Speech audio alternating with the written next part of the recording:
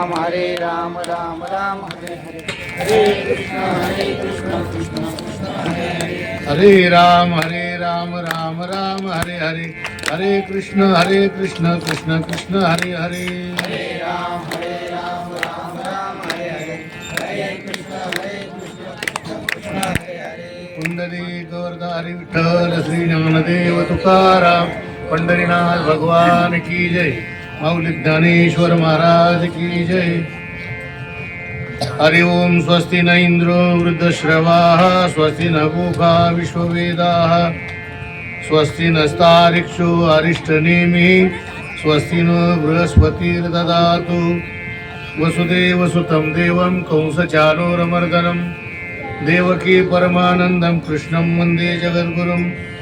गुरुर्ब्रह्मा गुरुर्विष्णु गुरुर्देवो महेश्वरः, गुरु साक्षात् परब्रह्म तस्मै श्री गुरवे नमः.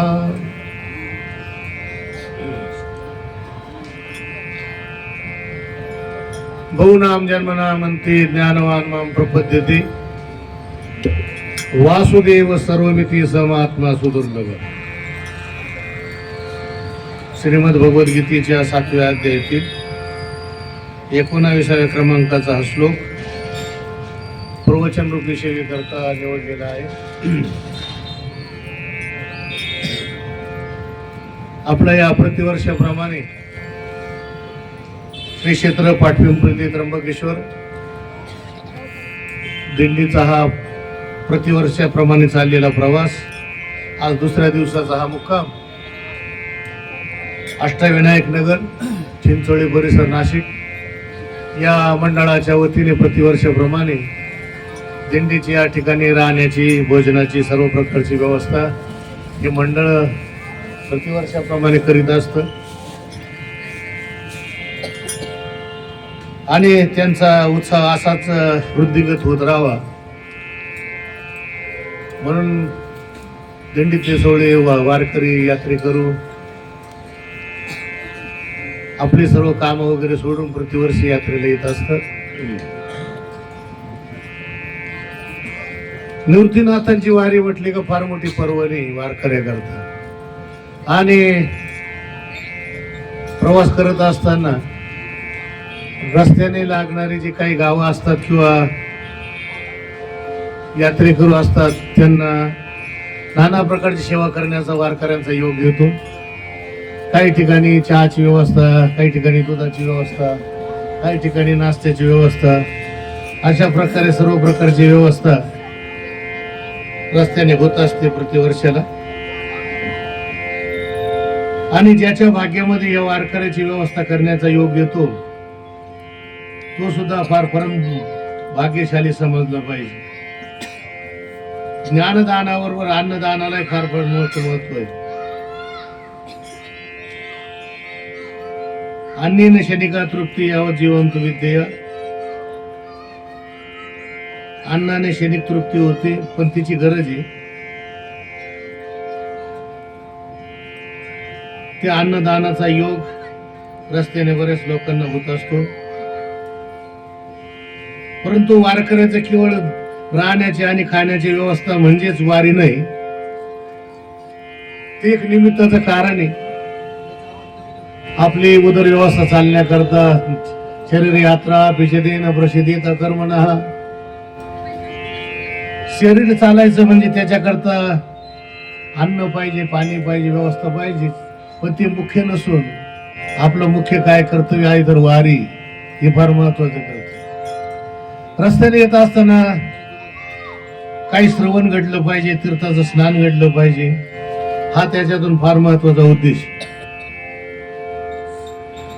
आणि असा उद्देश लक्षात ठेवून प्रतिवर्षी इथं कीर्तनाचा कार्यक्रम असतो.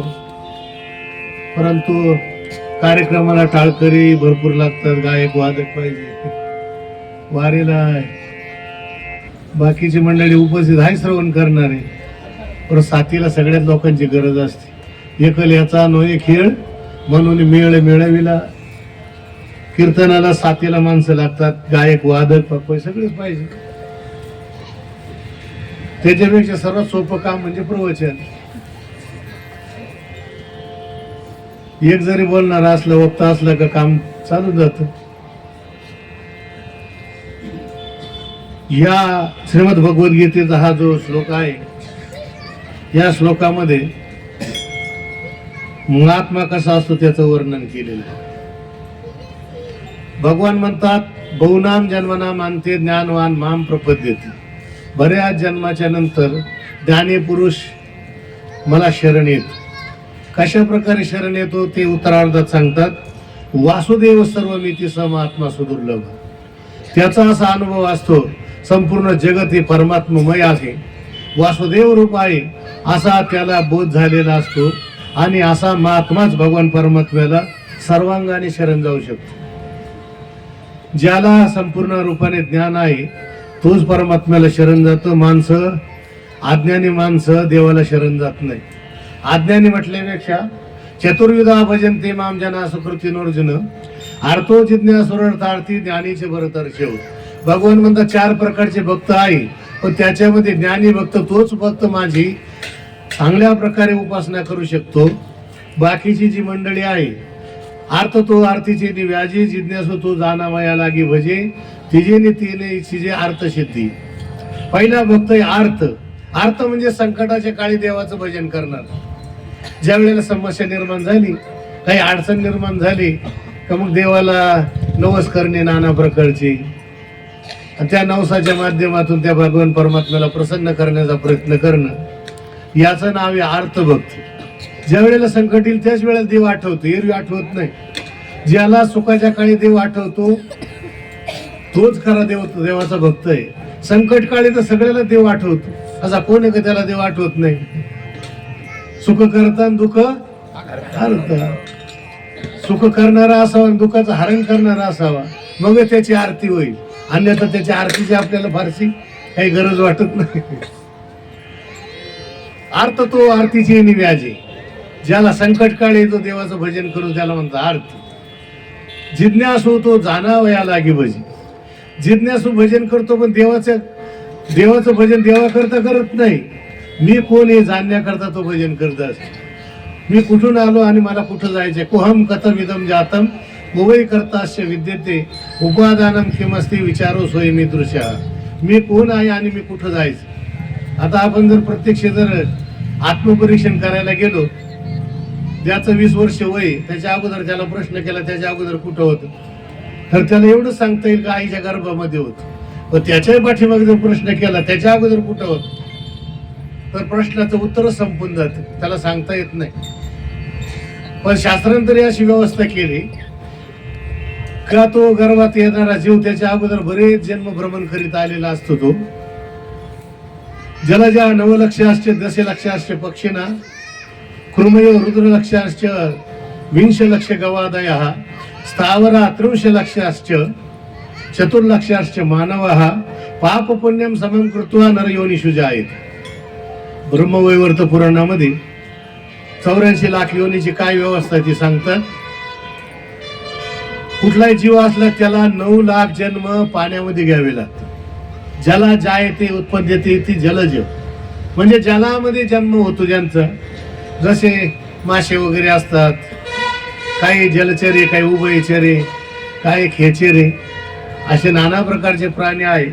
पण पाण्यामध्ये ज्यांचा जन्म होतो असे 9 लाख जीवाला जन्म घ्यावे लागतात. जलजा 9 लक्षाश्च 10 लक्षाश्च पक्षिणा 10 लाख जन्म पक्ष्यामध्ये होतात. नाना प्रकारचे पक्षी आपल्याला माहिती आहे. आपल्या भोवताली आता हे नाना प्रकारचं टेलिफोनच्या माध्यमातून रेडिएशन निर्माण झाल्यामुळे बरेचसे प्राणी नष्ट झाले.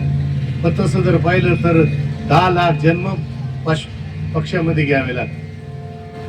कृमयो रुद्र लक्ष असते 11 लाख जन्म कृमी कीटकामध्ये. छोटे छोटे कीटक फार आमिबापासून तर है ना, जेवढे आपल्याला दृष्टीने पाहता येतील असे जेवढे काही कीटक आहे तेवढे असे 11 लाख जन्म घ्यावे लागतात. 20 लक्ष गवादया, जे चतुष्पादादी प्राणी, द्विपादादी चतुष्पादादी स्थूल रूपाने जन्माला येणारे गायी म्हैशी वगैरे आहे प्राणी, त्यांना असे 20 लाख जन्म आहे त्याच्याकरता. स्थावरा 30 लक्षाश्च 30 लाख जन्म स्थावरामध्ये म्हणजे वृक्षामध्ये. जे स्थलांतर करत नाही, इकडून तिकडे जात नाही, भ्रमण करत नाही, असे जे योनी आहे त्याच्यामध्ये वृक्षांचा नंबर लागतो. हे वृक्ष म्हणतात स्थावर. आपल्या काय नाही इस्टेटचे वर्गीकरण करत असताना म्हणतात स्थावर आणि जंगम. स्थावर म्हणजे चलायमान नाही असे जमिनी वगैरे आहे त्याला म्हणतात स्थावर इस्टेट. तसे हे जे वृक्ष आहे ते स्थावर आहे. असे 30 लाख जन्म. त्याच्यानंतर चतुर्लक्षाश्च मानव, माणसाचे जन्म आहे 4 लाख. आता मग कोणाला प्रश्न निर्माण होईल, मनुष्य तर एकच प्रकारचा आहे, 4 लाख जन्म कसे? मनुष्य योनी जर एक प्रकारचे असले तर त्याचे देश आणि स्थानाच्या नुसार वेगवेगळ्या प्रकारचे अनुकूल प्रतिकूल वातावरणामध्ये जन्मणारे मनुष्य आपल्याला पाहायला भेटतात.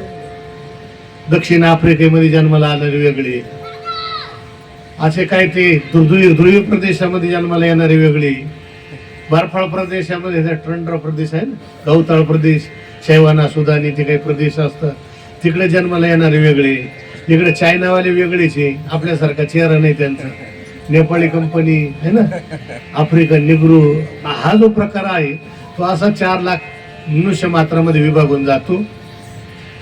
असे 84 लाख योनीचं भ्रमण करत असतो. या योनीतून त्या योनीतून त्या योनीतून त्या योनीत सारखं मार्गक्रमण होत. पण ज्या वेळेला या 83,99,999 ज्या एवढ्या योनीचं भ्रमण करीत आल्यानंतर 84 लाख वा जन्म प्राप्त होतो मनुष्याचा, आणि तो मनुष्य मातेच्या गर्भातून येत असतो. सगळे काही 84 लाख योनी भ्रमण करत नाही, पण ज्याने काही पाप पुण्य समान असेल त्याला मनुष्याचा जन्म प्राप्त होतो. पाप पुण्यम समम कृत्वा नर योनिषु जायेत, है ना. म्हणजे स्वर्गाला जाणे एवढं पुण्य नाही, नरकाला जाणे एवढं पाप नाही, अशी जी दशा आहे त्याला म्हणतं मनुष्य जन्म. ज्याच्यामध्ये पुण्याचा अधिक प्रताप आहे अशी मंडळी स्वर्गाला जातात, आणि स्वर्गाला गेल्यानंतर जोपर्यंत पुण्य आहे तोपर्यंत तिथं राहतात स्वर्गामध्ये. पण क्षीणे पुण्यमूर्ती लोक मिशन, पुण्य क्षीण झाल्यानंतर पुन्हा मृत्यू लोक द्यायचे. किंवा पाप अधिक पाप असेल तिथे नरकाला जातात. नरकाचा भोग घेतल्यानंतर पुन्हा त्याचं पाप निवून झाल्यानंतर पुन्हा ते मृत्यू लोकात येतात. इथं असं सदैव मार्गक्रमण होत असतं. म्हणून मनुष्य जन्मात आल्यानंतर ज्याला अशी चिकित्सा निर्माण झाली तर मी याच्या अगोदर कोण होतो आणि याच्यानंतर मी काय करणार आहे, कुठं जाणार आहे, अशी चिकित्सा ज्याच्या जीवनामध्ये, आणि ती कळण्याकरता तो देवाचं भजन करतो त्याला म्हणतात जिज्ञासू किंवा मुमुक्षु. मुमुक्षु त्याला म्हणतात मोक्ष मे भूया, इथे दृढ इच्छा, मला मुक्तता मिळाली पाहिजे, या संसार बंधनातून मी मुक्त झालो पाहिजे, त्याच्याकरता जो देवाचं भजन करतो त्याला म्हणतात जिज्ञासू. त्याच्या पुढे चला अर्थ तो अर्थची निव्याजी जिज्ञासू तो जाणावया लागे भजी, तिजे नितेने इच्छिजे अर्थ सिद्धी. तिसऱ्याला काहीच नाही पाहिजे, फक्त धन पाहिजे, त्याच्याकरता सदैव प्रयत्न. कुठल्या महाराजाकडे गेल्यावर काय आशीर्वाद मिळेल, कसं धन दौलत मिळेल याच्याकरता प्रयत्न करणार. पैसा कुठून उपलब्ध होईल. आजकाल लोकांना काहीची चिंता नाही, पोटाची चिंता नाही, जगण्याची चिंता नाही, फक्त पैशाची चिंता लागलेली प्रत्येक. आता तो पैसा प्राप्त करून करायचं काय, अजून एकालाही काही निर्णयापर्यंत पोहोचलेली नाही मंडळी. पैसा करतो काय, पैसा काहीच करत नाही. राज आज्ञेची अक्षरे आती, ते चामा एका जया पडती, तया चामा सारथी जोडती सकळ वस्तू. पैशाने काय होतं, फक्त वस्तू प्राप्त होतं, दुसरं काही नाही होत. ज्ञानवरांच्या काळामध्ये चामड्याची पैसे राहायचे, मग त्याला काही गोल आकार द्यायची. राजमुद्राचा एक त्याला ठपका मारला तर मग ते चामडे पैशाच्या रूपाने चालून जायचे. नंतर काय ते ढेला, काय ते दमड्या वगैरे असे पैसा करत करत करत इथपर्यंत रुपयापर्यंत पोहोचलो आपण.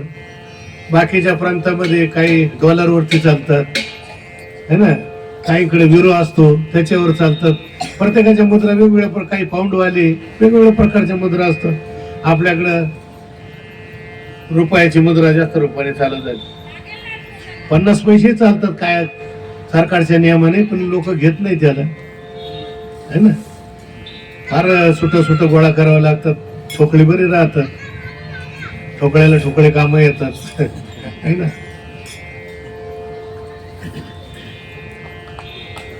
धनावाल्याला फक्त धनच पाहिजे, त्याच्या डोळ्यात जर दिवस रात्र जर पाहिलं ना, ज्याच्या डोळ्यात पैसेच दिसतात त्याला म्हणतात अर्थ है ना. आपल्याकडं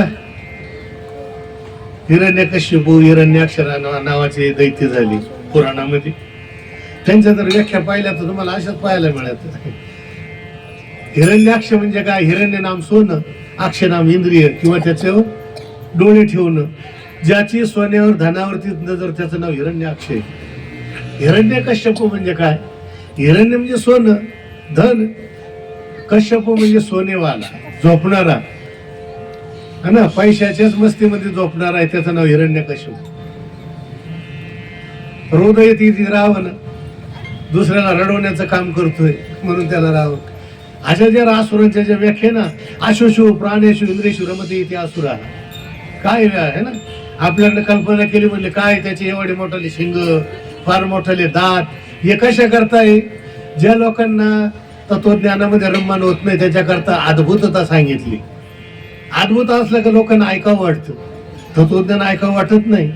तत्वज्ञान लागलं का माणसाला झोपायला सुरुवात होती. पण अद्भुत सांगितलं का लोकांना बरं वाटतं. त्यांना सांगितलं का त्या आमच्या दरात किती म्हणले 400 योजन, म्हणजे माणसाला बरं वाटतं ऐकायला. कुंभकर्ण कसा म्हणले, त्या समुद्रात उतरला तर त्याच्या नाभीला पाणी लागायचं. ज्या समुद्राच्या खोलीचा थांग पत्ता लागत नाही त्याच्या ठिकाणी कुंभकर्णाच्या नाभीला पाणी. मग तो कुंभकर्ण केवढा असेल. मग त्याला युद्ध करता उठवण्याचा प्रसंग आला. त्यामुळे हत्ती घोडे त्याच्या कानातून किती दिवस फिरत होते आतमध्ये. त्याला जागवण्याचा प्रयत्न केला, किती शेड्या लावल्या त्याच्या है ना, त्या शरीरावरती. वरती पाणी वाचायचे, लोक नाचायचे, नगारे वाजायचे. असं सांगायला लागले माणसाला ऐकायला बरं वाटतं नाही वाटत. त्याच्याकरता एक अद्भुत रामायण नावाचं एक रामायण, त्याच्यामध्ये अशी व्यवस्था आली. ते म्हणले एकदा एका वेळेला त्या कुंभकर्णाची दाढी करायची होती. रावणाने सगळ्या त्या नाभिक समाजाच्या मंडळी सगळ्याला आदेश दिला. म्हणले तुम्हाला जेवढं तुम्ही काम करणार तेवढं तुम्हाला पैसा मिळेल, मीटरवारी पैसा मिळेल, पण त्याची दाढी तुम्ही करा. कोणाची? कुंभकर्णाची. तर सगळी मंडळी आली टेप घेऊन, कोणी 100 फुटाचा टेप, कोणाचा 10 फुटाचा टेप, कोणाचा 20 फुटाचा. ज्याला जेवढं कव्हर होईल तेवढी दाढी करायची ठरली. मोजायचं तेवढं माप काम सुरू करायचं. अशी बरेच शेकडो मंडळी लागली ती दाढी कराय करता. शेकडो मंडळी लागली. तर तेवढ्यात त्या कुंभकर्णात आता स्वास्थ्य चालणार ना, बंद कसं होणार? आपला चालतो फक्त त्याला थोडा दीर्घ चालायचा, एवढाच फरक. त्याने श्वास घेतल्यामुळे बरीचशी मंडळी त्याच्या त्या श्वासावट आतमध्ये निघून गेली. आता आतमध्ये निघून गेल्यानंतर सगळे विचार करायला लागले, आता काय करायचं? आपल्या हाताला तर पाहिजे ना, आणायला नको का ते. म्हणून ते आतमध्ये मंडळी गेली. तर बरेच शोधलं पण त्यांना काय सापडत नव्हतं. ते बरेच फिरले आतमध्ये, काही किलोमीटर पर्यंत गेले. तिकडून काही हत्ती घोडे येत होते तिकडे मंडळी. त्यांना विचारलं, म्हणले तुम्ही कोण? ते म्हणले पाठीमागे युद्धाच्या टायमाला आम्ही युद्ध कराय करता आलो होतो. म्हणलं या बाबांना श्वास घेतला तसे आतमध्ये गेलो. ते युद्ध राहिलं बाजूला, आमचे हत्ती घोडे बरेच दिवस तिकडे होते. आता श्वास बाहेर येईल या अंदाजानं आम्ही तिकडे चाललोय. म्हणलं तिकडे तरी बाहेर पडता येईल. अशा हिशोबानं ते हत्ती घोडे आतमध्ये गेले, तसे हत्ती घोडे बाहेर येत होते. आता हे सांगितलं सगळ्याचे चेहरे बा कसे गुलाबाच्या फुलासारखे टवटवीत झाले. याचं नाव अद्भुतच आहे. हे तत्वज्ञान नाही. शास्त्रामध्ये हे मंदबुद्धीच्या लोकांकरता ही व्यवस्था केली. तशी प्रवृत्त होणार नाही. पहिलं काय? वेद आहे पहिला. नंबर 2 ला स्मृती ग्रंथ आहे. नंबर 3 ला इतिहास आहे, म्हणजे रामायण आणि महाभारत. 4 नंबर लागतो पुराणाचा. पुराणामध्ये काय आहे? सगळ्या सासू जावायच्या गोष्टी जास्त आल्या. सासू जावाय म्हणजे कोण है ना? दक्ष भगवान शंकराचा सासरा म्हणजे ती जावाई झाली. आपल्यासारख्या सासू जावायच्या गोष्टी नाही. आपले काय, ज्याला स्वतःचं पोट भरायची अक्कल नाही, तू सासू जावायच्या प्रवचनात वर्णन करून काय होणार आहे? त्यांचं वर्णन केलं तर आपल्याला पुण्य लागते. या दक्षरूपी सासरा आणि भगवान शंकर रूपी जावायचं जर वर्णन केलं पुराणात तर आपल्याला पुण्य प्राप्त होतं. ते ठीक आहे. म्हणून पुराणाचा 4था नंबर लागतो. आपल्याला गरज कशाची? तत्वज्ञानाची जीवाला गरज. पण जीवाला तीच आवडत नाही नेमकं. आताच मला कोणतरी म्हणलं 1-1.5 तासातच आवरा म्हणजे काही खायला आल्या का एवढी मंडळी. आता तुम्ही जेवण केलं ठीक झालं, कीर्तनाची पद्धत अशी कमीत कमी 2 तास कीर्तन असतं. त्याच्यात अभंग घेतला तर त्या वक्त्याला त्याची भूमिका मांडावी लागती. आता ज्या ठिकाणी आले तुमचं काहीतरी सांगितलं पाहिजे ना मंडळाचं, नाही तर पुढच्या वर्षी म्हणा घ्या तुमची दिंडी कुठेतरी पुढं आहे ना, असं नको व्हायला.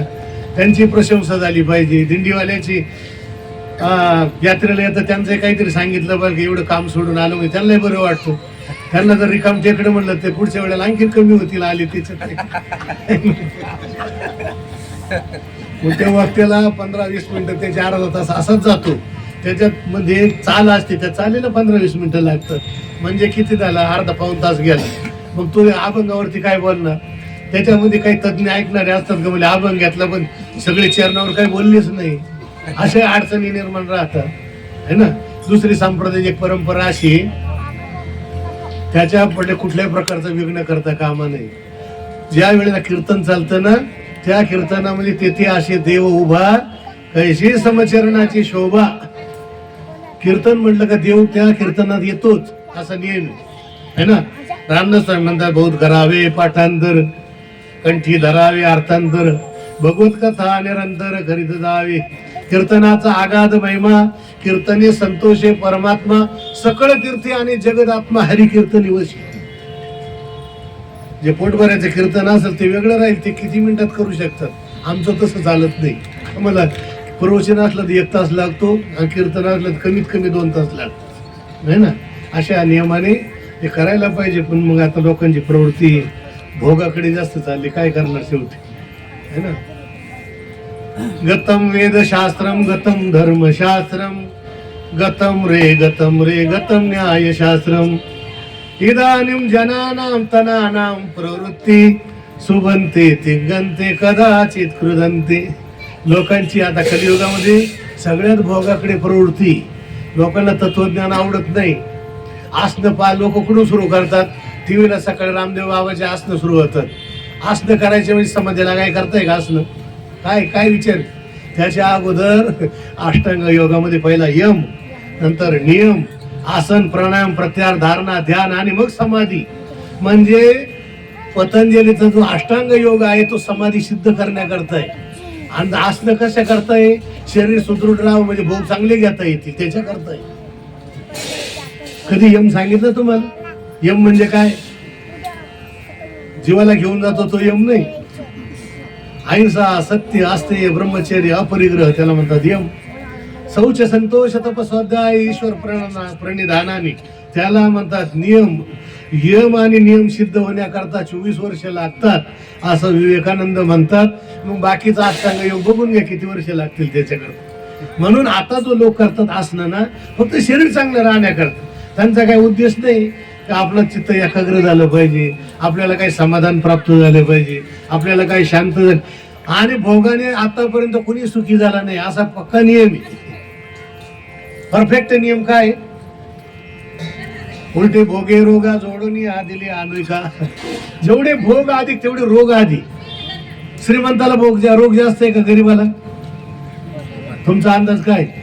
तुम्ही या रोडला गेले असतील ना, सातपूरच्या पुढे गेल्यानंतर तिकडं काय ते अमृत गार्डन पर्यंत तिकडे गेले ना, त्या झोपडीच्या कडाला लोक राहतात पण झोपड्या टाकून राहतात. त्यांना विचारा आजार माहिती का तुम्हाला? आजार नाही. अहो खायलाच नाही वेळेवर, आजार कुठला आला? ज्याला भोग उपलब्ध आहे त्याला रोग होणारच असा नियमच येतो. सकाळपासून जर 5-6 नाश्ते जर झाले असतील, 2-4 जेवण झाले, त्याला रोग अपचन होणार है ना. त्याला काय त्या पचनाच्या गोळ्या घ्याव्या लागणार, इनोच्या काही पुढे खिशात ठेवायला लागणार है ना. अपचन झालं तर पाण्यात मिक्स करून प्यायची. आता त्याला रोग होणार ठरलेलं. ते काय संतांनी सांगितलं, आम्ही सांगावं असा काही नियम नाही है ना. भोगे रोग भयम कुले च्युती भयम वित्ते नृपालाद भयम माने दैन्य भयम बले रिपू भयम रूपी जरा या भयम. हा नियम असा आहे का भोगी रोग भयम. भोग आला का रोग आला. त्याच्याकरता जो जेवढा कमी आहार करील ना तो तेवढा निरोगी राहील. आयुर्वेदामध्ये अशी 4 सूत्र आहे, लक्षात ठेवा. प्रवचनात काही लक्षात नाही राहिले तर बाकी सोडून द्या लागलं, पण हे तुमच्या उपयोगाचं आहे. तिथं प्रश्न असा केला, को रुख म्हणजे निरोगी कोण असा प्रश्न केला. कुठं? आयुर्वेदावाल्याने प्रश्न केला, को रुख म्हणजे निरोगी कोण राहतो सतत. त्याने 4 सूत्र सांगितले. पहिला हितभूक, दुसरा मितभूक, तिसरा सांगितलं अशाकभूक आणि चौथा सांगितलं अभूक. आता पहिले प्रत्येकाचं वर्णन ऐकला.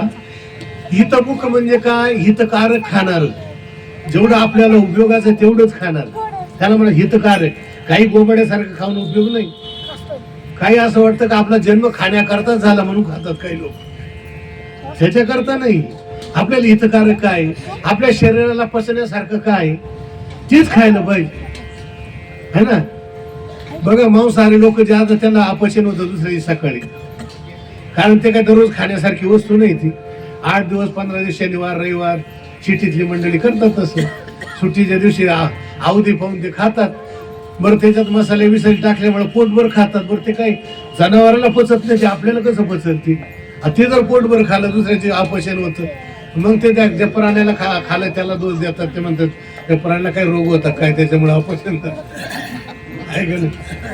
अहो ते आपलं अन्न नाही, ते अन्न म्हणतात लोक त्याला, ते आपलं खाद्यच नाही.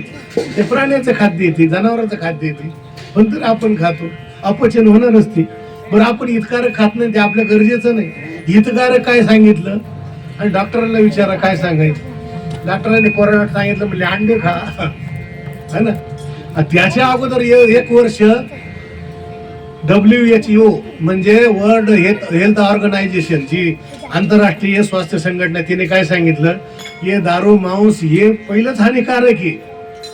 त्याच्यामध्येच पहिले कितीतरी जीवन. तुम्हाला माहिती आहे एखाद्या प्राणी मारायला घेतलं समजा, तो घाबरतो का नाही. डॉक्टरला वैद्य त्यांना विचारा तुम्ही काय होत, त्याचे हार्मोन्स त्याचे असे वेगळे निगेटिव्ह हार्मोन्स तयार होते शरीरामध्ये, तेवढ्या वेगाने घाबरल्यानंतर तयार होतं. बरं तो प्राणी मिळाला तरी हार्मोन्स नष्ट होत नाही, ते शरीरात तसेच राहतं. आता ते तुम्ही भक्षण केल्यानंतर मग काय होणार आहे. ते सगळा त्याचा साईड इफेक्ट तुमच्या शरीरावरती होणार का नाही. तो होतच असतो, त्याचा परिणाम आपल्यावर होत नाही होणार.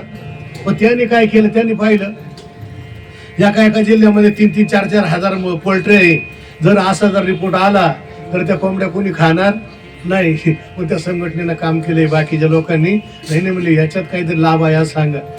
आता विचार करा, अंडे मांस खाणारे किती लोक वाचले कोरोनामध्ये. आता माझा स्कोर 22 होता सगळ्यात जास्त. मी कोरोना पॉझिटिव्ह होतो ना, 22 स्कोर होता.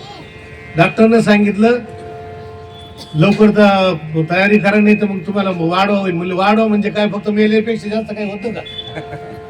ते डावकर डॉक्टर शेणाला त्याला चौकशी करा. ते म्हणे एवढ्या 20 वर्षापासून मी डॉक्टर करतो, पहिल्यांदा असं पेशंट भेटलं मला. दुसऱ्याला लोक घाबरतात आणि कोरोनामध्ये घाबरले लोक मेले. रोगाला कोणीच मेलेलं नाही, काहीच होत नव्हतं, फक्त श्वासाला प्रॉब्लेम व्हायचा. आता निमोनिया पहिलाच व्हायचा आपल्याकडे. शरीरामध्ये कफ वाढला का श्वास प्रत्येकाला अडचण येतीच, आणि त्याने घाबरून द्यायचं का आता तुम्हाला जर आज झालं एवढा स्कोर आहे तुम्ही आता काय. त्याच्यात काही मेलेलं राहायचे. म्हणले किती स्कोर होता त्यांचा, 15. म्हणले तुमचा 20, मग तुम्ही जगतच नाही. मग ते हातून अगोदरच मारायचं. 15 वाला गेला म्हणजे 20 वाला राहणार आहे का. ठरलेलं गणित आहे ना. त्याचा स्कोर वाढला, 5% वाढला, मग तू काही जगत नाही. अशा कारभारी लोक मरून गेले, है ना. सांगण्याचं तात्पर्य हे भीतीचं वातावरण लोक निर्माण केलं. कोणी मांसाहारी, कोणीच माणसं जगू शकत. उलट त्यानं रोग वाढतात माणसाला. खाली माणसाने नाही इलाज. सांगायचं तात्पर्य हितकारक खाल्लं पाहिजे, जे आपल्याला गरजेचं ते खाल्लं पाहिजे. पुढे ऐका, मितभूक. मितभूक म्हणजे काय, शरीराला आवश्यक असणार आहाराचा भाग हा म्हणजे आपल्या अन्नकोशाचे जर 4 भाग केले तर त्याच्यापैकी एका भागामध्ये म्हणजे अर्ध्या भागामध्ये अन्न असावे, त्याच्यामध्ये 1 भागामध्ये पाणी असलं पाहिजे आणि एका भागामध्ये हवा खेळती असली पाहिजे. आपले 4ही भाग अन्नानेच भरून जातात, हवा खेळायला जागाच नाही. वरतून पाणी पिलं का मग ते अपचन होतं माणसाला. म्हणून मितभूक म्हणजे गरजेचं, अनावश्यक अजिबात खायचं नाही. वाढणारा जरी वाढत असला ना, एक तर नियम असा आहे भोजनाच्या पात्रावर तर अजिबात उष्ट टाकायचं नाही. पण वाढणारा जर ऐकतच नसला त्याला सांगून द्यायचं, आता जेवढं वाढणार तेवढं तसंच राहील, त्याला मी हात लावणार नाही, माझं काम भागलं. तेवढा दोष तुला लागणार. तुम्ही स्वतः मागून घेतलं जर ते उष्ट टाकलं तर ते खाणाऱ्याला पाप आहे. खाणाराचं संपलं, वाढणारा तरी वाढतो, ते जेवढं वाढणार ते वाढणाऱ्याला पाप आहे तेवढं. मग त्याने विचार करायचा, हा खाता असलं तर वाढायचं. तुम्हाला विनाकारण पापदंड डोक्यावर घ्यायचं असलं तर बळजबरीने वाढायचं. हितकारक खायला पाहिजे, मितकारक खायला पाहिजे. त्याच्या पुढे आहे का अशाकभूक, म्हणजे जेवढं होईल तेवढं भाजीपाला कमी खायचं. डाळी खा तुम्ही, डाळीमध्ये विटॅमिन जास्त असतं. भाजीपाला जो असतो ना त्याच्यामध्ये पाण्याचं प्रमाण अधिक असतं आणि त्याच्यामुळे रोगाचं प्रमाण त्याच्यात जास्त राहतं. आठवड्यात तो तुम्ही एखाद्या वेळेला भाजीपाला खाल्ला ठीक आहे, पण लगातार जर भाजीपाला खाल्लं ना शौचालयाला पळावं लागतं माणसाला लवकरच. म्हणून अशाकभूक म्हणजे भाजीपाल्याचं प्रमाण कमी असलं पाहिजे आहारामध्ये. त्याच्या पुढे चला अभूक, म्हणजे जेवढा उपाशी राहील तेवढा माणूस निरोगी.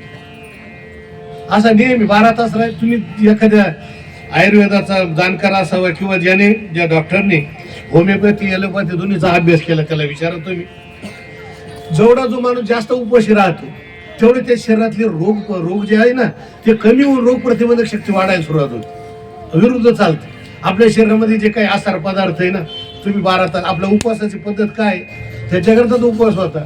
आता समजा विचार करा, आपण सारखंच जेवण करत असतो, आठवड्यातून जर एक उपवास केला 12 तास जर आपण उपवास केला तर आपल्या शरीरामध्ये असणारे जे रोग वाढवणारे जे काही तत्व राहतात ते जठराग्नी असा प्रदीप्त होतो आणि ते तेवढे त्याला भक्षण करून टाकतो.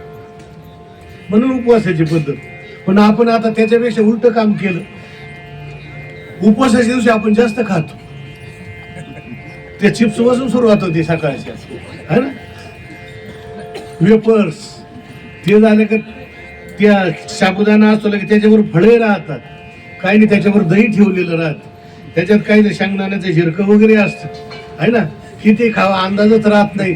इतर दिवसापेक्षा काही लोक उपवासाची जास्त आजारी पडतात. म्हणजे मला साबुदाणा पचला नाही, तो पचल कसा, हिशोबाच्या बाहेर खाल्यावर पचल कसा खातात लोक. आतापर्यंत जेवढे लोक मेले ना, मृत पावले, सगळे खाऊन जास्त मेले लोक आहे. त्याला रोग झाला पहा तुम्ही, दीर्घ आजाराने मृत्यू है ना. दीर्घ आजार म्हणजे कॅन्सर सोडा तुम्ही, बाकीचे रोग पहा तुम्ही. त्या माणसाला जास्त खाणारे माणसं ते लोक जास्त आहे. उपाशी राहिलेले माणसं तेवढे निरोगी राहील. तो काय होतो फक्त ताणभुकीने मरू शकतो, तो रोगाने मरत नाही. बाकीचे लोक रोगाने मरतात. म्हणून तिथं वापरला काय असावं, अभूक असला पाहिजे. 4 सूत्र आहे, हितभूक, मितभूक, अशाकभूक आणि अभूक. एवढ्या गोष्टी असल्या पाहिजे जीवनामध्ये. सांगण्याचं तात्पर्य असं आहे, जीवाला सगळ्यात जास्त गरज कायची, यार व्यर्थ होणारच आहे त्याची. त्याला शरीर मिळालं म्हणजे तो आपल्या कोणाच्या सांगण्यावर तो जेवण करणार आहे का, कोणाच्या सांगण्यावर तो पाणी पिणार आहे का, नाही. ते त्याचं स्वाभाविक प्रक्रिया त्या चालूच असतात. जीवाला प्रक्रिया ह्या कराव्या लागतात का त्याला तत्वज्ञानाकडे जाण्याची गरज आहे. म्हणजे मी कोण आहे आणि मला कुठं जायचं हे प्रत्येकाला जिज्ञासा लागली पाहिजे. आणि अशी ज्याला जिज्ञासा लागते ना त्याचं नाव जिज्ञासू. आणि त्याच्या पुढे अर्थार्थी जो धनाचा कारभार. भगवंताचं भजन स्पष्टपणे भजन करणार, देवा करता देवाचं भजन करणार कोणी. भगवान म्हणतात मग चौथ्याची ठाई काहीची करणे नाही, म्हणून भक्त पायी ज्ञानी तोची तेशाम ज्ञानी नित्ययुक्त एक भक्ती विशिष्यते. त्या चारीमध्ये श्रेष्ठ कोण, तेशाम. त्या चारामध्ये तेशाम ज्ञानी नित्ययुक्त एक भक्ती विशिष्यते, है ना. देवाच्या चाडे आळवावे देवा, ओस देव भावा पाडोनिया. देवा करता देवाचं भजन. आपले भजन हयाचे भजन भोगासाठी. एकी बहुत है ना, बहुत जोडती किरीटी जयांची भजने भोगासाठी. अशा अतिवीर दृष्टी अंध झाली. म्हणजे उदरनिर्वाह करता भजन करणं, लोकांनी आपल्याला पाहावं म्हणून भजन कीर्तन करणं. ज्ञानाचं भजन हे देवाला प्रसन्न करता भजन. तो पाहत आहे ना कोणाला, त्याला कोणाची गरजही नाही.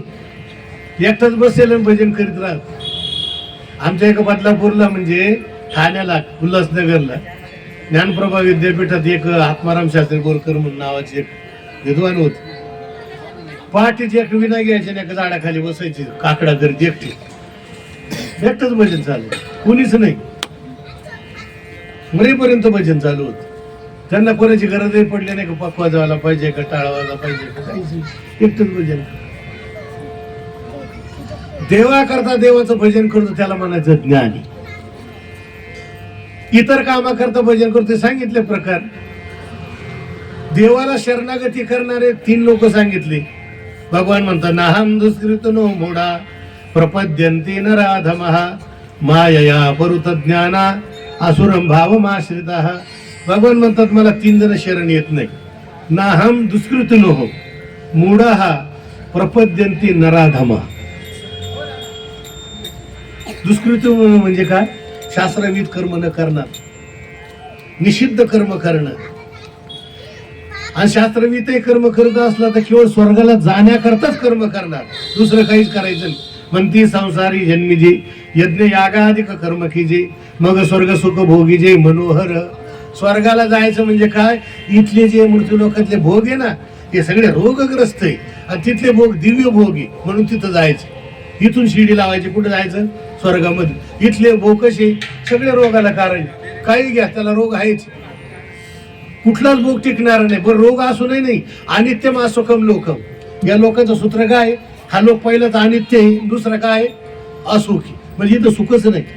2 गोष्टी महत्वाच्या या लोकांमध्ये. इथं सगळे अनित्यता आहे. जे आलं का ते टिकतच नाही. प्रत्येकाला आहे एक्सपायरी आली, काही उचका एक्सपायरी है ना. मॅन्युफॅक्चरिंगची तारीख पडली, एक्सपायरी त्याच्या पुढे लिहिलीच असते. कुणी 2 महिन्या करता, कुणी 2 वर्ष करता, पण एक्सपायरी आहे.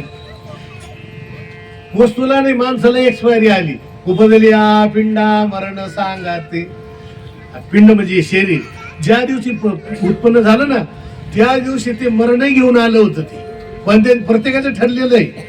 असं नाही का टाळाटाळ करता येईल. ज्या दिवशी जन्म झाला त्या दिवशी मृत्यू आला त्याच दिवशी.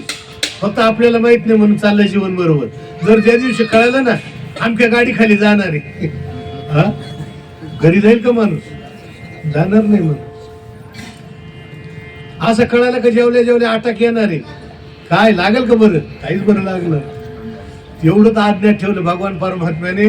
जन्म आणि मृत्यू फक्त आपल्या अधीन ठेवलं, सगळे माणसाच्या स्वाधीन करून टाकलं. घ्या तुम्हाला काय पाहिजे, फक्त हे काही करता येणार नाही तुम्हाला. पैसा किती आला तुम्हाला जन्म मृत्यूवरती मात करता येणार नाही. कधीतरी होणार आहे असं, कधीतरी जावं लागणार, हे ठरलेलं आहे. म्हणून ते काय करतात? ह्या मृत्यू लोकातले भोग आहे ना ही अनित्य स्वरूपाचे आणि नाशवान आहे. आणि म्हणून याच्यापेक्षा स्वर्गातले भोग कसे? दिव्यान दिव्य देव भोगान. कसे ते? त्रैविद्या माम सोम पापोत पापा यज्ञे रिष्ट्वा स्वर्गतीम प्रार्थयन्ते ते पुण्यमासाद्य सुरेंद्र लोक मस्नंते दिव्यान दिव्य देव भोगा. असनंते दिव्यान दिव्य देव भोगान असनंते. स्वर्गातले दिव्य म्हणजे स्वर्ग आणि दिव्य असणारे भोग. स्वर्गातला माणूस म्हातारा होत नाही. स्वर्गात माणसाला ताण भूक लागत नाही. स्वर्गात कोणलाही रोग नाही, कोणी म्हातारा होत नाही, जन्माला यायचा काही प्रश्नच उद्भवत नाही. स्वर्गातला असंही नचिकेताला यमराज सांगत असताना स्वर्गे लोकी ना भयम किंचनास्ति न तत्र त्वं जरया बिभेति उभे तीर्थो आशनाया पिपाशे शोकाति गोमुदते स्वर्गलोके.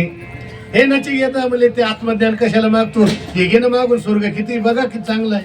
चोका है ना. स्वर्गीय लोके ना भयम किंचन असती, कोणाला भीतीचं वातावरण नाही. इथं चारी बाजूला भीतीचंच वातावरण आहे ना. कशाने मृत्यू होईल सांगता येत नाही, पण तिथं मरणाची भीती नाही. स्वर्गीय लोके ना भयम किंचना न तत्र तुम जरया बिभेति. म्हातारपणही तिथं लागत नाही. उभे तीर्थो आशनाया पिपाशी. ताण आणि भुकाचा तर सर्वत्र त्याग झालेला असतो. शोका उभं आहे ना. शोका तिगो मोदती स्वर्ग लोकी. तिथं शोकही होत नाही. इथं सारखा शोक. आमका पाहुणा गेला झालं दुःख, शेजारचा गेला झालं दुःख, पाठीमागचा गेला झालं दुःख. आणि सारखा शोकच. शोक म्हणजे काय? सुकून जाणे. सुख सुच शोके असा धातू त्याच्यामध्ये. म्हणजे माणूस शोकाने सुकून जातो, आपोआप कमी होत चालतो. खायला असून सुद्धा सुकतात माणसं. म्हणून तिथं स्वर्गामध्ये असा काही प्रकार नाही. अशा स्वर्गात जाण्याकरता लोक इथून प्रयत्न करतात. असा जो आहे ना गीताकार त्याला दुष्कृतीनं असं म्हणतात. दुष्ट म्हणजे दुष्ट, कृती म्हणजे कर्म. ज्याचं कर्मच वाईट मुळात म्हणजे भगवान परमात्म्याकडे जाण्याचं कर्म नसून स्वर्गाला जाणे भोगा करता तिकडे जाणं ते कर्म आहे त्याचं, म्हणून तो दुष्कृती. मूढ हा मूढ त्याला म्हणतात शास्त्रांतरी नाही एक लोक आहे ना त्याला म्हणतात मूढ. मूढ म्हणजे काय? प्रत्येक वस्तूचं परीक्षण केल्याशिवाय ते काहीच करत नाही. न्याय शब्दाचा अर्थ असा आहे प्रमाण वस्तू परीक्षणम न्याय. न्याय शब्दाचा अर्थ काय? प्रत्येक वस्तूचं परीक्षण करायचं म्हणजे तिचं लक्षण केलं ते तसंच राहतं का, त्याच्या काही व्यभिचार होतो. समजा एखादी गायचं लक्षण एखाद्याला विचारलं म्हणले गायचं काय तुम्हाला स्वरूप सांगता येईल, म्हणजे एखाद्या सांगितलं म्हणजे शृंगीतून गोर लक्षण, जिला शिंग आहे ती गाय, असं जर लक्षण केलं काय होईल? आता म्हशीला शिंग असते है ना, शेळ्या बकऱ्याला शिंग राहतात. मग लक्षण कोणाचं केलं होतं? गायीचं लक्षण केलं, पण म्हशीच्या ठिकाणी ते लक्षण गेलं. याला लक्षण काय म्हणतात? लक्षवृत्तीतून सध्या लक्षवृत्तीतून गोर लक्षण. म्हणजे जे लक्षण लक्षाच्या ठिकाणी राहतं, जे अलक्ष त्याच्या ठिकाणी राहतं त्याला म्हणतात अतिव्याप्ती. त्याला काय म्हणायचं? हा, अतिव्याप्ती. मग त्याला म्हणे दुसरं लक्षण सांगा, काय सांगता येईल? ते म्हणे कपिलत्वम गोर लक्षण. जी काळी आहे ती गाय. आता काळी गाय आहे, काळ्या गायीच्या ठिकाणी लक्षण गेलं, पण ज्या पांढऱ्या गायी असतात, काही लाल पण गायी असतात, वेगवेगळ्या चित्रा गायी असतात, मग त्या गायी नाही का? मग लक्षण केलं गायीचं, पण गायी लक्षणाच्या एका भागात लक्षण राहत, त्याला म्हणतात अव्याप्त लक्षण. काय म्हणायचं त्याला? अव्याप्त लक्षण. तिसऱ्याला विचारलं म्हणले तुम्ही सांगा लक्षण काय म्हणायचं? त्यांनी सांगितलं एक शपवतुम गोर लक्षण. एक शप म्हणजे शब्दी नाही, त्याला संस्कृत मध्ये खुर असतं ना, खुर, त्या खुरीला शप असा शब्द वापरतो. शप वेगळा, फ वेगळा. एक शपवत्वम गोर लक्षण म्हणजे एक खुर असतं त्याला गाय म्हण. आता गायला दोन दोन खुरा असतं, एक खुरा असतं का दोन? घोड्याला गाढवाला एक खुरा असते आणि गायला त्याला दोन दोन खुरा असतात. जे गायीचं लक्षण केलं ते गायीच्या लक्षणात जात नाही, त्याला म्हणतात असंभव लक्षण. म्हणजे तीन दोष टाळून जे लक्षण केलं जातं त्याला म्हणतात तदेव ही लक्षणम यद अव्याप्ती अतिव्याप्ती असंभव दोष त्रयम शून्य है ना. जे तीन दोष टाळून लक्षण केलं जातं त्याला म्हणायचं लक्षण. मग ते नाही काय करतं म्हणतात का? त्याला विचारलं मग तुम्ही सांगा गायचं लक्षण. ते म्हणलं शासनातिमत्व गोत्व. शासन म्हणजे गळ्याला लटकणारा मांसपिंड म्हणजे कांबळ म्हणतो का आपण त्याला. आणि सासना म्हणजे स्तन, म्हणजे मानेला कंबळ आहे आणि स्तन आहे, तिचं नाव गाय. आता व्यभिचार करून पहा तुम्ही, होतो का? म्हशीकडे गेलं तर काय होईल? तिला स्तन आहे पण कांबळ कुठे आहे? तिला नाही, तिला म्हणजे म्हशीच्या ठिकाणी लक्षण जात नाही. असं लक्षण करतात. मग एवढं परीक्षण करतात, पण सारखं वस्तूचं परीक्षण करतात, देवाचं परीक्षण नाही करीत. त्याने देव एक जडामध्ये आणला.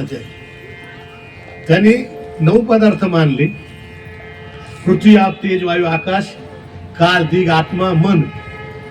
आता जो आत्मा आहे ना त्याला त्या जड पदार्थामध्ये आणलं. म्हणजे जसा घट आहे ना, म्हणजे आपले हे जे पदार्थ आहे ना त्यांचा आत्मा आहे असा ते जड. म्हणजे ईश्वर जरी मानला तोही जडच मानला. त्या आत्म्याचे 2 विभाग केले. म्हणले एक आत्मा त्याला ईश्वर मानलं, दुसरा आत्मा त्याला जीव मानलं. म्हणजे असा फरक का? म्हणजे ज्याच्या ठिकाणी नित्य ज्ञान राहतं त्याचं नाव ईश्वर, ज्याच्या ठिकाणी ज्ञान अनित्य राहतं त्याचं नाव जीव. असा भेद केला. अनित्य ज्ञानवान ईश्वर जीव, नित्य ज्ञानवान ईश्वर, त्याला भेद. म्हणजे पण ते ज्ञान कुठून आलं? ते तर पहिले जड होता. म्हणजे काही नाही, त्या गुणाचा आणि त्या पदार्थाचा संबंध झाला की त्याच्या ठिकाणी चेतना येते.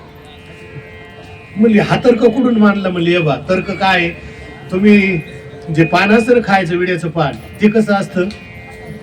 त्याचा कलर कसा असतो? हिरवा. चुना कसा राहतो? सफेद. कात कसा राहतो? कशाय रंगाचा. आणि तिने एकत्र झालं लाल रंग कसा काय निर्माण झाला? हे होतंय का नाही? जसं त्या पानाच्या ठिकाणी हिरवा पान, पांढरा चुना, कशाय कात, पण ते जर चावून खाल्यानंतर लाल रंग तयार होतो का नाही, तसं म्हणजे आमचा जड असणार आत्मा पण ज्ञान गुणाचा संबंध झाल्यावर तो चेतन होतो, असं त्यांचं मत आहे. जडवादी त्यांना वापरतात. असे त्या नायकांना इथं गीताकार त्यांना शब्द वापरतात मूढा.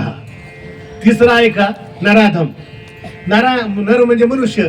नरानाम नरेश्व आधम इति नराधम. माणसा म्हणजे आदमकुटीचा मनुष्य, त्याचं नाम नराधम. आदमकुटीचा म्हणजे काय? माणसासारखा न वागता जनावरासारखा वागतो, त्याला म्हणायचं नराधम. थोडक्यात 4 वाक शब्द वापरला. ते म्हणतात स्वर्ग विर्क काही प्रकार नाही हा, इथंच मरायचं आणि इथंच जगायचं. म्हणजे सुखाची काय व्यवस्था आहे? ते म्हणजे सुख म्हणजे काय? चांगले चांगले पदार्थ खायला मिळणं बस हे सुखी. मग दुःख काय? कंटकादी जन्म दुःख मेव नरकम असं म्हणतो. काटे चोट आपल्या भरले ना पायामध्ये, मग काय झालं? दुःख, हाच नरक आहे. चांगले चांगले पदार्थ खायला मिळाले, गुलाबजामुन रसगुल्ले वडापाव रस्त्याने खायला मिळेल म्हणजे बस हाच स्वर्ग, दुसरा स्वर्ग बिर्ग काही नाही. डोळ्याला दिसतं तेवढंच खरं, डोळ्याला दिसत नाही ते सगळं खोटं. चक्षुर्वै सत्यम, डोळ्यानं दिसतंय का मग ते सत्य समजायचं. स्वर्ग कुठे नाही दिसत, खोटा. शास्त्र विश्राम मानत नाही, वेदविद त्यांचे काही नाही व्यवस्था एक नंबरच. त्याला सांगितलं म्हणजे काय तो नराधम. आणि बरेच त्याच्या प्रक्रिया आहे, तो स्वतंत्र विषय, त्याच्याकडे आपल्याला जायचं नाही. सांगायचं तात्पर्य भगवान म्हणता येते ग मला का शरण येत नाही? त्याचं कारण असं, एक स्वर्गाकरता प्रयत्न करतो, एक जड पदार्थाच्या परीक्षणाकरता लागला, एक भौतिक भोगा करता लागला, तो माझ्याकडे येत नाही. म्हणून ते मला शरणागत न आल्यामुळं ते भक्त कुटीत येत नाही. भक्त कुटीत किती आले? फक्त 4च आले. 4 आले, त्याच्यात ते 3 प्रकारचे जे आहे त्यांनी काय केलं? त्या तिघांनी फक्त भोगा करतात प्रयत्न. एक जाणण्याकरता प्रयत्न करतो, एक धनाकरता प्रयत्न करतो, एक संकट टाळण्याकरता प्रयत्न करतो. मला शरण येणारा कोण? म्हणजे फक्त ज्ञानी. आणि असा भगवान म्हणतात तो ज्ञानी कधी येतो तुम्हाला शरण? बहुनाम जन्मना म्हणते, बऱ्याच जन्माच्या शेवटी. बहुनाम जन्मना आणते म्हणजे शेवटी.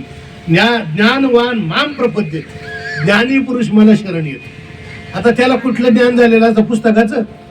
याला शब्दशास्त्र म्हणतात. तुम्हाला किती बोलता आलं ना, शब्द झाला महारण्यम चित्त भ्रमण कारण. जेवढे शब्द आहे ना, शब्द काहीच माणसाला देत नाही, फक्त भोग उपलब्ध करून देतो. वाघ वैखरी शब्द जरी शास्त्र व्याख्यान कौशलम विदुषम वैदुषम तद्वत भुक्तही न तो मुक्तही. त्याला मुक्ती नाही मिळणार, भोग चांगल्या प्रकारे मिळत. आणि म्हणून ही शब्दाला महत्व नाही, फक्त त्याला ज्ञानी पुरुषाला असा अनुभव आलेला असतो, वासुदेव सर्वम. सगळं जगत काय? वासुदेव रूप आहे. वासुदेव म्हणजे काय? वसती सर्वत्र येते वासु. जो सर्वत्र राहत त्याचं नाव काय म्हणतो? वसुदेव शापते पुमान वासुदेव. वसुदेवाचा जो मुलगा त्याचं नाव वासुदेव. तो कुठं राहतो? सर्वत्र वसती, वसनिवासी धातू आहे, त्याच्यापासून हे रूप बनतं. जो सर्वत्र राहतो. विठू जळी स्थळी भरला, रिता ठाव नाही उरला, तो म्या आजी दृष्टीने पाहिलं. म्हणजे तो नाही ऐसा ठाव उरला, शे कवन सर्वत्र संपूर्ण गगन जैसी. का पगडारो देखे आनेरा, देखे तो सब वैने घेरा. ज्याला तो परमात्मा जळी स्थळी काष्टी पाताळी अनुभवाला आला त्याचं नाव ज्ञान. हे विश्वची माझे घर, ऐशी मती जयाची स्थिर, किंबहुना चराचर आपणची झाला.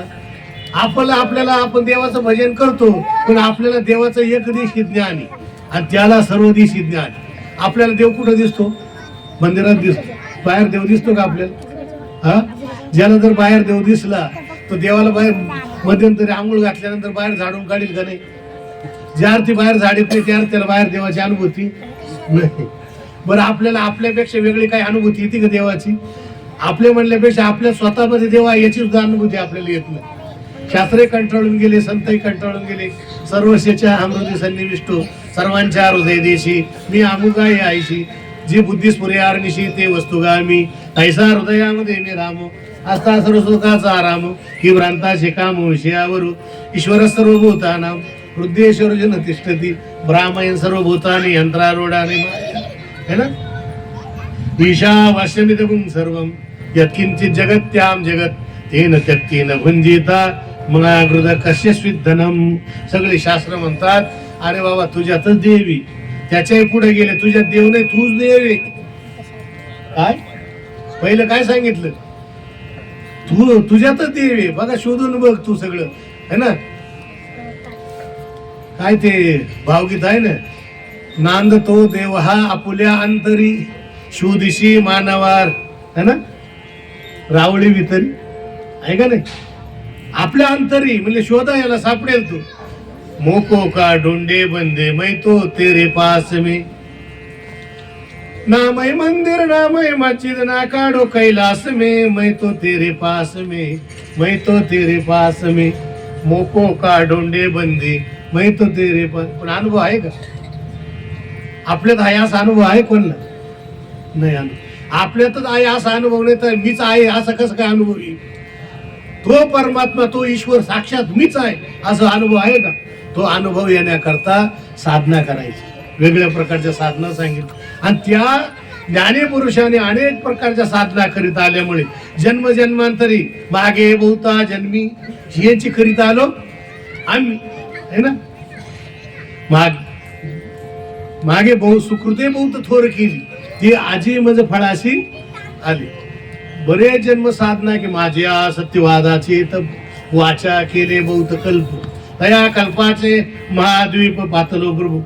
ज्ञानोबराय म्हणतात, हे गीतेवरचा एवढा मोठा तत्वज्ञान प्रदान असणारा ग्रंथ त्याच्यावर टीका सांगण्याकरता मी प्रवृत्त झालो. म्हणजे काय आताचा काळातलं नाही, माझ्या सत्यवादाचे तप वाचा केले बहुत कल्प. त्याच्यामुळे परिणाम असा झाला, या तत्वज्ञान प्रदान ग्रंथावरती माझ्या वाणीतून है ना जसं तसं तत्वज्ञान बाहेर पडायला लागलं. सांगण्याचं तात्पर्य असं, त्या ज्ञानी पुरुषाने बहुनाम जन्मना मानते ज्ञानवान माम प्रपद्यते. जेव्हा तो मला शरण येतो, कसा शरण येतो? वासुदेव सर्वमिती, म्हणून समात्मा सुदुर्लभ है ना, तो महात्मा धनुर्धरा दुर्लभाती. मागे है ना बरेच जन्म गेले, जन्माच्या जन्म साधना करीत गेला आणि असा शरण आला की तो परमात्मा संपूर्ण जगातामध्ये नटलेला आहे.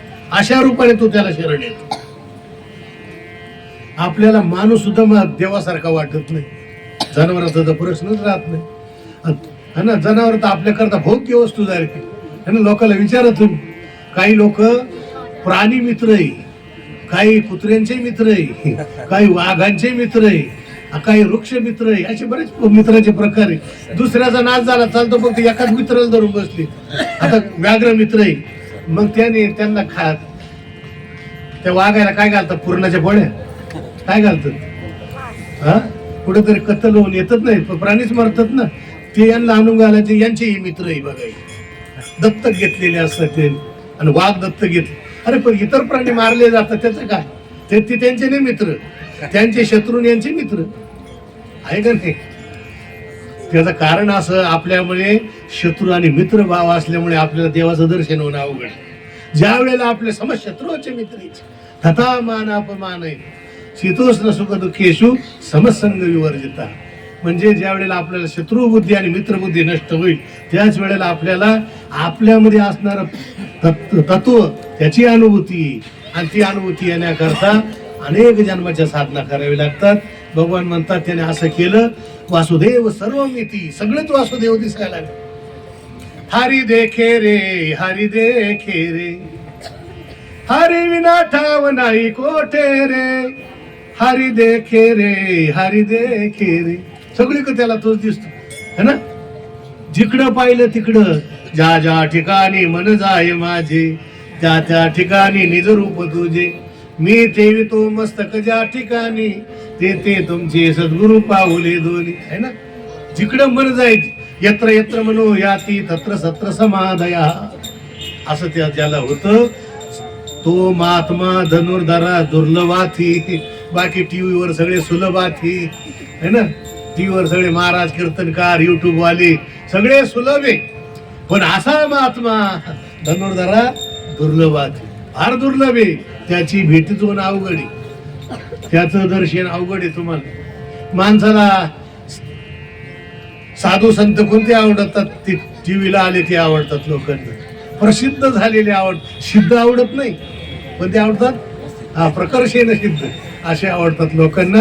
कारण जो मनुष्य प्रसिद्ध आहे तो सिद्ध असेल असा काही नियम नाही, आणि सिद्ध माणसाला प्रसिद्धी मिळालीच पाहिजे असा काही नियम नाही. तो बरेचसे असे आळंदीला 84 सिद्धांचा एका सिद्धाचं नाव सांगता येणार नाही आपल्याला, येईल का सांगता?